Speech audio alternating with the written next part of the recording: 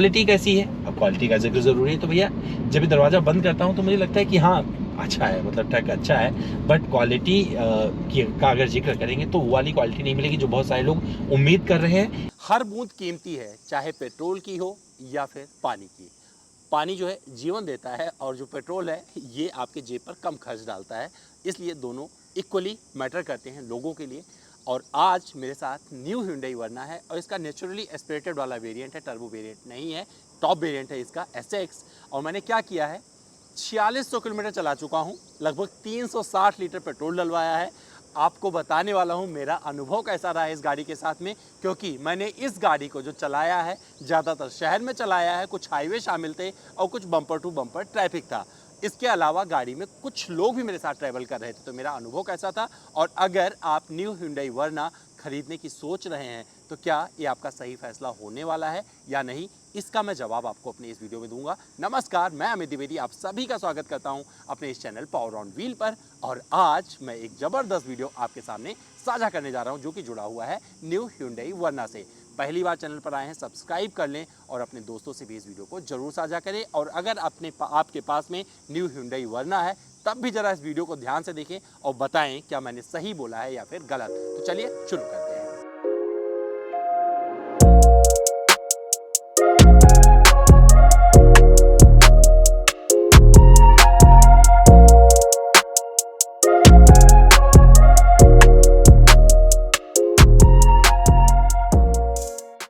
एक बात का जिक्र हमेशा मैंने किया है, जब भी किसी गाड़ी का लॉन्ग ड्राइव रिव्यू कर रहा होता हूं तो बोलता हूं कि उस गाड़ी के बारे में आप तब सबसे अच्छे तरीके से बात कर सकते हैं जब उसके साथ एक लंबा वक्त गुजार लेते हैं। तो मैंने न्यू Hyundai वर्ना के जो इस नेचुरली एस्पिरेटेड इंजन वाला है, जो नॉर्मल इंजन के साथ में आता है, जिसे आप में से बहुत सारे लोगों ने चलाया होगा, इंजन में कोई चेंज नहीं किया गया है, जो चेंजेस हुए हैं वो फीचर्स के तौर पर हुए हैं, एक्सटीरियर और इंटीरियर में बदलाव हुए हैं जो कि काफ़ी प्रैक्टिकल बन पड़े हैं। तो उनके साथ जो मैंने एक्सपीरियंस किया है वो तो बताऊँगा ही, साथ में आपको ये भी बताऊँगा कि ये इंजन कैसा परफॉर्म करता है। और अगर आप पेट्रोल, क्योंकि अभी डीजल में नहीं आती है, आपको पेट्रोल के सहारे आगे बढ़ना है तो क्या ये पेट्रोल जस्टिफाइड है या नहीं है, ये सब आपको पता चल जाएगा।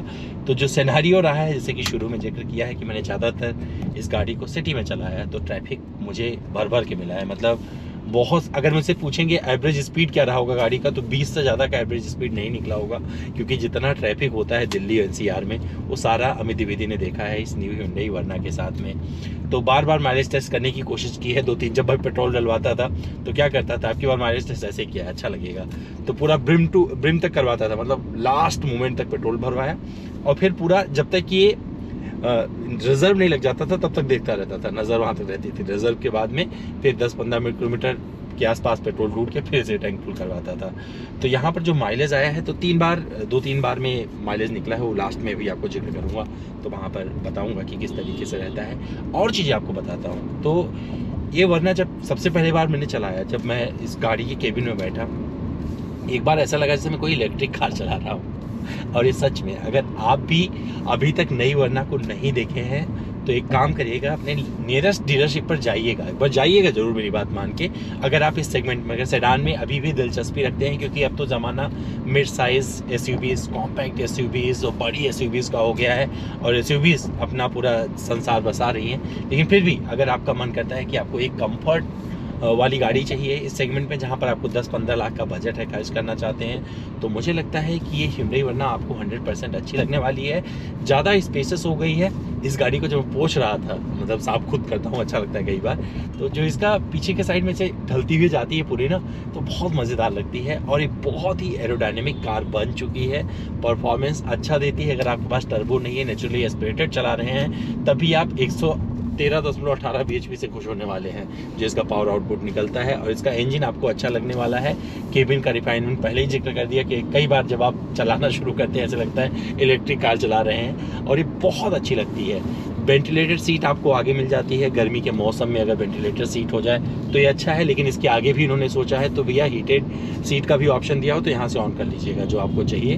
अगर ठंड में चला रहे हैं, आपको गर्मी चाहिए तो गर्मी लीजिएगा, अगर गर्मी में चला रहे हैं तो ये आपको ठंड का विकल्प दे देती है। तो ये अच्छी चीज़ें हैं। वायरलेस चार्जिंग मिल जाता है, एंड्रॉयड ऑटो, एप्पल कारप्ले मिल जाता है, हालांकि वायर के साथ कनेक्ट करना पड़ता है। ये screen touch screen infotainment system बहुत अच्छे से काम करता है। एम्बिएंट साउंड वगैरह आप सुन सकते हैं, बहुत सारे कनेक्टेड फीचर्स मिल जाते हैं। एक्सपीरियंस कर रहा हूँ, लेकिन सच बताऊँ मुझे कनेक्टेड फीचर्स की ज़्यादा ज़रूरत पड़ी नहीं। मैं सिर्फ मतलब एक अच्छा ये लगा कि भैया IRBM ऑटो डिमिंग है तो ये अच्छा लगता है। SOS की कभी ज़रूरत नहीं पड़ी, मैं उस सुविधा का भी लाभ ले सकता हूँ, ब्लू लिंक का लाभ ले सकता हूँ। सनरूफ को अपने वॉइस के जरिए यहाँ से कमांड देके मैं इसको खोल सकता हूँ, लेकिन नहीं मतलब उतना मेरा इच्छा नहीं हुआ, मैंने किया नहीं। बट हाँ फीचर्स थे जो यहाँ पर मतलब तब ज़रूरत पड़ती है जब मन करता है कि भैया आपकी गाड़ी में कुछ है, चलो उसे यूज़ करके देखें। मतलब प्रैक्टिकल ज़िंदगी में इनका कोई उपयोग नहीं है, क्योंकि सनरूफ मैं खोलता ही नहीं हूँ, लिटरली बता रहा हूँ। ज़रूरत क्या पड़ती है जब आप एक ट्रैफिक में चल रहे होते हैं और थोड़ा सा स्कोप मिलता है कि चलो आगे बढ़ जाएं,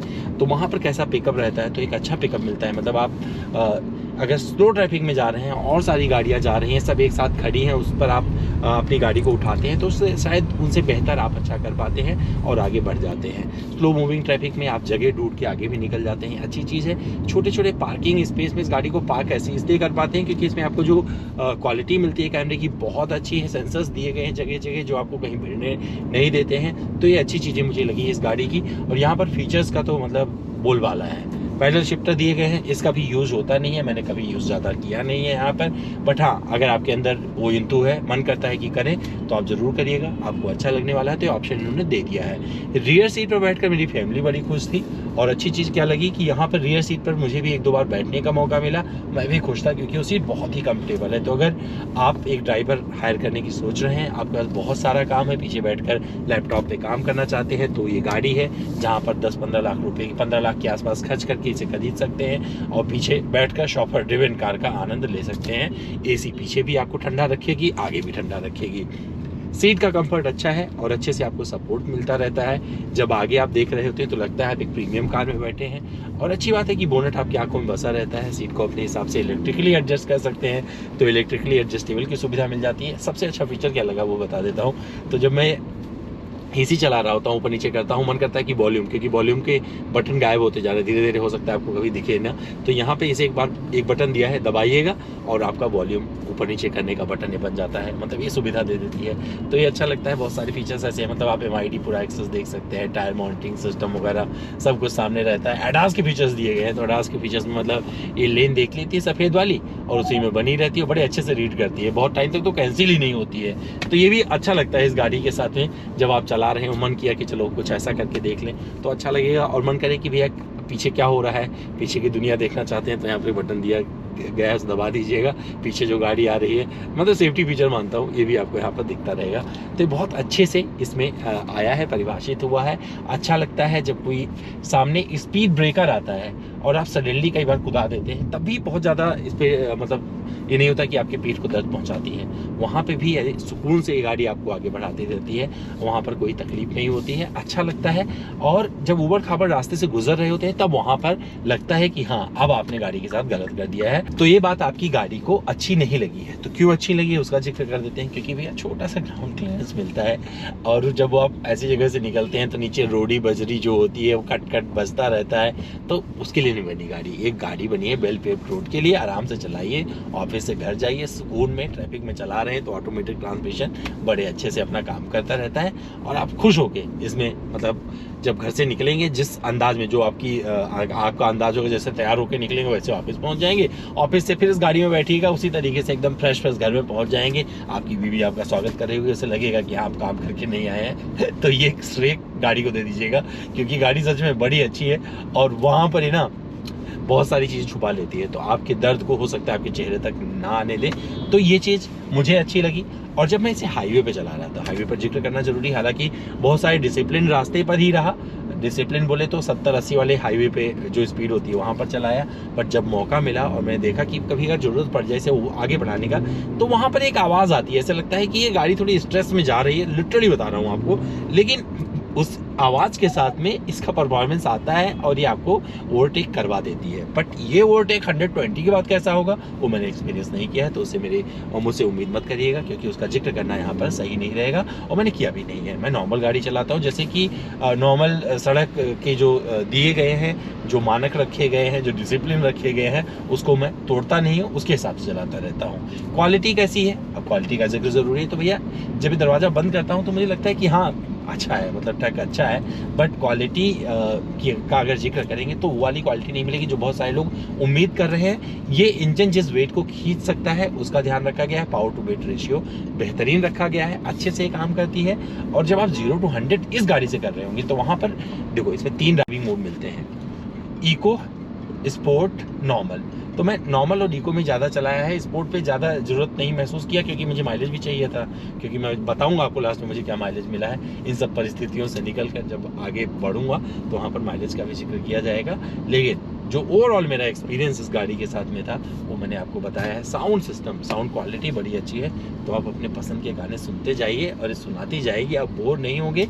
और इस गाड़ी से जो रास्ता आपको तय करने का मन करेगा क्रूज कंट्रोल लगा दो, यमुना एक्सप्रेसवे से होते हुए आप लखनऊ निकल जाओ। सच बता रहा हूँ, सबसे सुकून वाला रास्ता इस गाड़ी के लिए वही है, और वहाँ पर आप लिटरली बोर नहीं होने वाले हैं। तो मेरे ड्राइविंग एक्सपीरियंस में बहुत सारी चीज़ें ऐसी रही, छोटी छोटी चीज़ें रही जो मैंने इसके साथ में इंजॉय किया। अच्छा क्या लगा, एम्बिएंट लाइटिंग, मतलब इस गाड़ी में एम्बिएंट लाइटिंग का जो दिया गया है, जो कॉम्बिनेशन बिठाया गया है, वो बहुत प्यारा लगता है। तो अपने मूड के हिसाब से चुन लीजिएगा और वो बोर नहीं होने देगा आपको। तो ये सारी चीज़ें मिला के ओवरऑल एक्सपीरियंस आपका बहुत ही रिच कर देती हैं, और लगता है कि हाँ एक बढ़िया गाड़ी Hyundai ने इस वर्ना के रूप में ऑफर किया है, जिसमें परफॉर्मेंस से ज़्यादा प्रैक्टिकलिटी आपको अच्छी लगेगी। बाकी सारी चीज़ें दी गई हैं, जो आपको मन करे वो चूज़ करिएगा। अगर आपको इस नेचुरली एस्पिरेटेड इंजन को मन करता है कि स्पोर्ट मोड में भगा लीजिएगा दुखी नहीं करेगी, आपको अलग पावर मिल जाता है। लेकिन आपको मन करे कि बढ़िया माइलेज मिले तो स्पोर्ट मोड वाला छोड़ दीजिएगा, नहीं तो आप 1 डिजिट में आ जाएंगे।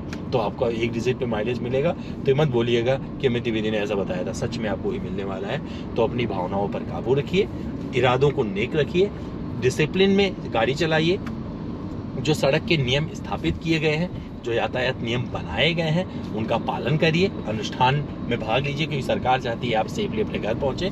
और उसके लिहाज से जब इस वर्ना को चलाएंगे ना तो आप कोई कंप्लेन नहीं करेंगे, आपको लगेगा आपके पास एक ऐसी गाड़ी है जो सब कुछ कर सकती है, यानी कि सर्वगुण संपन्न है। तो मेरा ये वाला एक्सपीरियंस था जो आपसे साझा किया है। कुछ चीज़ें आनी चाहिए इसमें, जैसे कि अगर वायरलेस होता है इसका एंड्रॉयड ऑटो, एप्पल कारप्ले, तो मुझे अच्छा लगता है। लेकिन क्या है ना कि बहुत सारी चीज़ें आपके मन मुताबिक नहीं हो सकती, क्योंकि जो इंजीनियर्स काम कर रहे हैं उनका अपना तरीका होता है, वो कई और सोच के साथ काम कर रहे होते हैं, उनका एक टारगेट ऑडियंस होता है, एक टारगेट बनाते हैं ग्राहकों का, उनके लिए गाड़ियाँ बनाते हैं। तो वहाँ पर बहुत कुछ कहना उचित नहीं होगा। तो चलिए अब अगले पड़ाव में चलते हैं और एक बढ़िया जगह बैठते हैं और आपको बताते हैं कि अमित द्विवेदी को क्या माइलेज मिला है। तो अगर आपको नई Hyundai वर्ना से बढ़िया माइलेज चाहिए तो उसके लिए क्या करना पड़ेगा, आपको जाना पड़ेगा लॉन्ग ड्राइव पर। अगर आप लॉन्ग ड्राइव पर नहीं जाएंगे तो इस गाड़ी से जो आपको माइलेज मिलने वाला है वो सिटी कंडीशन में सिर्फ 12 का होगा, और ये मुझे नेचुरली एस्पिरेटेड से मिला है, जिसमें मैं गाज़ियाबाद से Noida sector 16A film city कई बार आया गया हूँ, दिल्ली गया हूँ, गुरुग्राम गया हूँ, फरीदाबाद की तरफ गया हूँ, और छोटा मोटा मतलब हाईवे डिस्टेंस मैंने कवर नहीं किया है। तो कई बार मैंने पेट्रोल डलवा के वेरीफाई करने की कोशिश की कि मुझे क्या माइलेज मिलेगा। तो कुछ टाइम पे मुझे 11 का माइलेज दिखाया, कुछ टाइम 12 का माइलेज आया, और कुछ टाइम पे 10.77 किलोमीटर प्रति लीटर का माइलेज इसने दिखाया। कंफर्ट भर भर के दिया गया है।